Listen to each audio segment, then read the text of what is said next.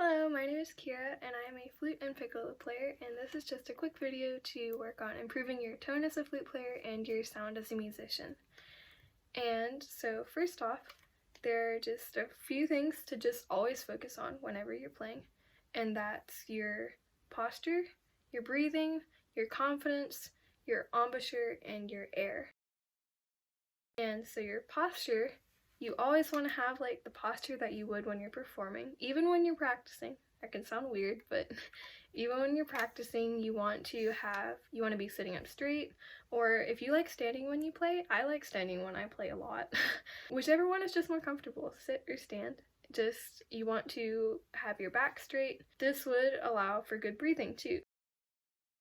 You always want your breathing to come from your stomach, not from your chest. And that could feel weird, but you want your breathing and your air support to be coming from your stomach because it just helps for a stronger and more confident sound. And confidence is just something that I struggle a lot as a flute player. Confidence really just helps you to have a stronger and fuller sound. And if you just struggle with playing in front of other people, just imagine that nobody's there. Imagine that you're just playing by yourself. And it can be difficult at first, but a lot of the time, just to help with that is just play in front of people more. Play in front of your family, play in front of your friends, play with the door open. I mean, like, even that's sometimes hard. Embouchure and airflow go very closely together. And so your embouchure as a flute player is something that's always really difficult. And your embouchure and your air together, those two things can really affect your playing and your sound and your tone. So first off, just basic things. Maybe your sound isn't coming out right and you're not sure what's wrong. Maybe it sounds airy. Maybe it's just not coming out on certain notes. One thing, if you have an open hole flute, maybe you're not covering the keys all the way, and there's plugs that you can use for open hole flutes. Just a thing to remember. For open hole flutes, you gotta make sure that your fingers are easily able to cover every single key. Otherwise, even if you have a tiny leak, it can mess up your entire sound when you play a note that involves that key.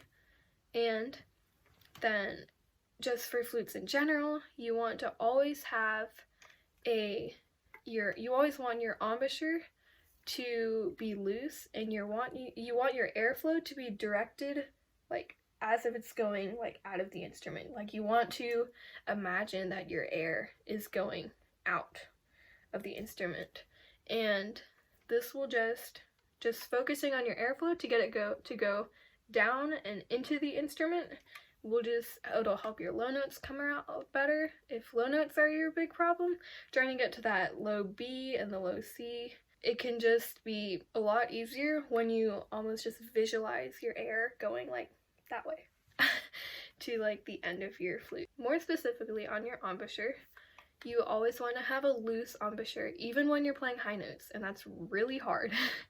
But when you're playing high notes, you want to have the same embouchure that you use on your low notes, and that's really difficult at first because out of habit, it is completely natural to want to tighten the corners of your mouth and like pinch your mouth together to get those higher notes. And when you do that, when you play those higher notes with an embouchure like that, it can make your pitch sharper. It can make the sound itself sound pinched.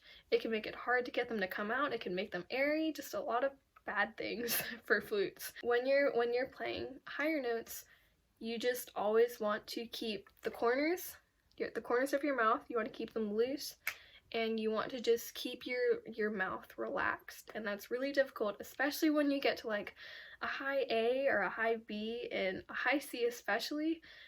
You're almost not even focusing on your embouchure anymore. You're only focusing on your airflow. So your embouchure should be kept the same from the low register all the way to the high register, and the only thing that should be changing is like how fast and how strong the air is coming out at the top.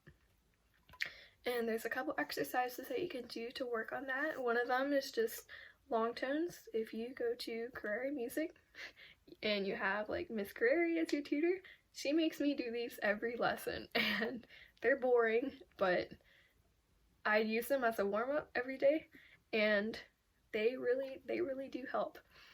So you're just gonna start on your lowest note, and that's a C, or if you have an open hole instrument, then you can play the low B if you want. Or just if you can't reach the low C yet, start on a higher note in the low register and try to work down to it. But for long tones, you just start on that low note and you hold out the note for as long as you can, and you keep on doing this to move up to the high register. So I'm not going to play through all of it, but especially because I have not warmed up, but I'm just going to start on the low C, and I'm going to work my way up to the top. So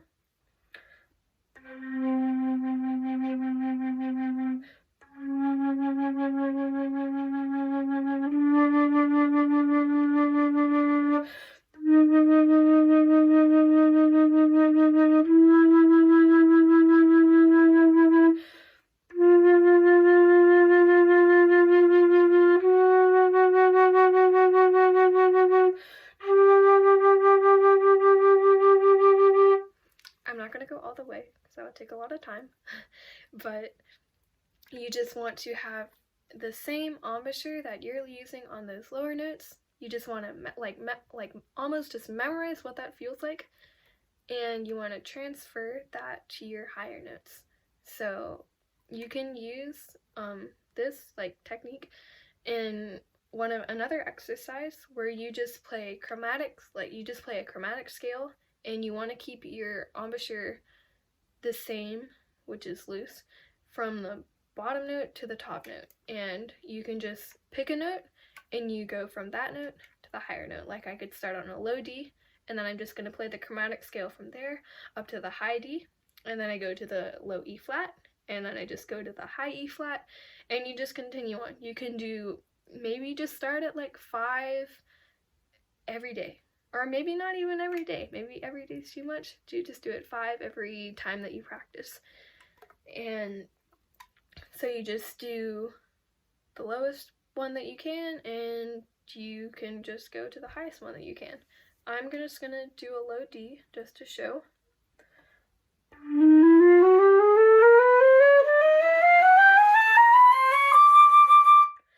And the whole focus of that exercise is you're not trying to go fast, you're not trying to show off, you're not trying to be like super impressive. It's like you don't even have to focus on like don't even focus on your fingers. If you hit a wrong note, it's fine.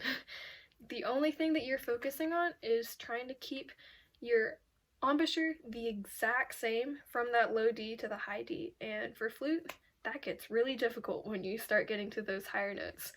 And I'm not going to go through all of them because that would take a while, but you can start from the bottom and go to the top and come back down. You can do bottom to top and then move on to the next note. You can do top to bottom and try that.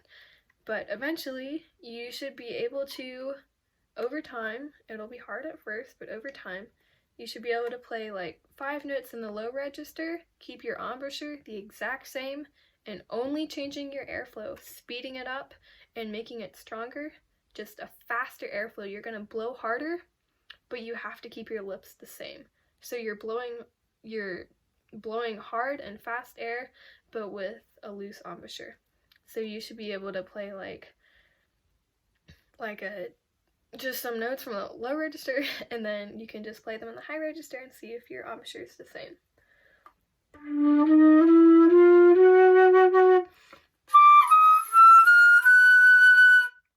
And you really want to try to keep your lips the same so your sound doesn't come out pinched.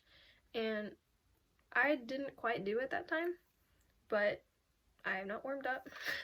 And it just, over time, it's going to get a lot easier. So those are just some exercises that you can do, and you can change those exercises any way that you want. You can do chromatic by tonguing all of them. You can do maybe like slur, slur, tongue, tongue, and continue that up. That'll help with fingering too, especially for auditions for chromatic scales. That can really help with your chromatic scales. And yeah, that's all.